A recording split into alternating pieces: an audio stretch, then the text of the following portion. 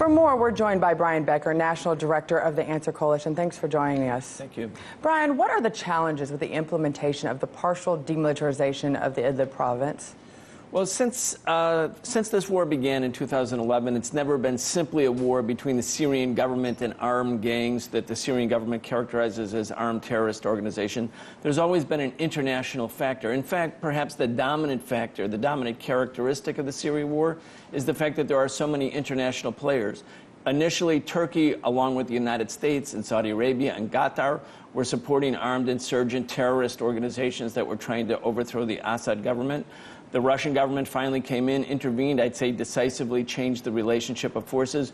We may now be what would be the end of the war if Idlib was liberated, but it's a city of 3 million people. Turkey, for its own reasons, doesn't want this offensive to take place. It's still supporting armed groups inside of Idlib.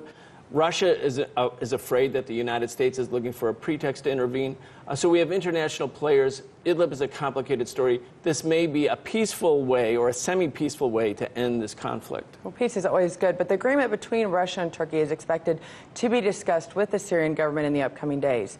Can the implementation of the zone really avert a new stage on the Syrian crisis?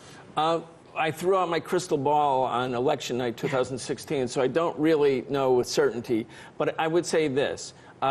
Any battle to retake Idlib, which the Syrian government certainly has the legal right, it's part of Syrian territory. Syrian government is the only country that is the sovereign in Syria. They have the right to do it, but it's going to be a very complicated, bloody battle because there are 3 million people. There are tens of thousands of terrorist fighters, including al-Qaeda or al-Nusra Front fighters.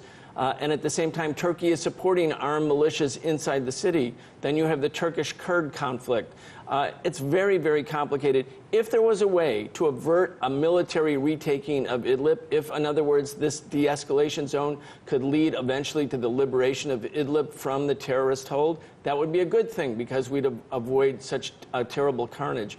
Can it happen? I think that remains to be seen. Well, it's interesting. You mentioned you threw it out with 2016. What has been the changes you've seen in the way the different administrations between the Obama administration and the Trump administration has handled the events going on in the Idlib Peninsula? Well, it's a bit of an irony because Donald Trump, while campaigning, said the U.S. should not be part of the Syrian war. He said he wanted to bring U.S. troops back out of Syria. He said we shouldn't be pursuing regime change. But if you look at what the Trump administration has specifically done on the ground, they've sent more troops to Syria. The U.S. has military bases in Syria. The Trump administration just threatened, and his administration officials just threatened that should there be any sort of chemical attack, which maybe would be used as a pretext, another major U.S. intervention. So if anything, Donald Trump has been more aggressive, more interventionist than even President Obama. Interesting. Well, so just hours after the signing of the agreement we were talking about, the Syrian station SANA reported alleged Israeli airstrikes. We're going to bring another element into this. A number of missiles have been shot down in the area in the Syrian port city of Latakia. The attack allegedly targeted a facility owned by the Syrian military. How can this play out with the current tensions going on in the area? Well, it's not an allegation. The Israeli government has struck Syria with aerial attacks, again, in violation of international law, 200 times in the last year. It's kind of an open secret. This is going on almost every other day on the part of the Israelis.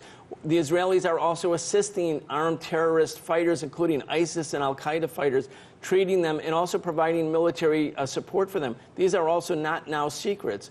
So the Israeli government, what is its interest? Again, an international player, it wants to keep Syria very weak. It wants to keep Syria very fragmented. If Syria is weak, it cannot give any kind of support, as it has done historically, to the Palestinian people, who, of course, the Israeli government wants to push out. They want to push Palestinians out of the West Bank, out of Gaza, and to be able to reclaim what they call Greater Israel. So the Israeli government is an aggressor here. It's illegally targeting Syrian troops and other Syrian allied troops inside of Syria. It's playing a destabilizing role in this war. Well, I think the whole area is destabilized at this point, and it is. Let's hope we can find some stabilization at least by the end of the year.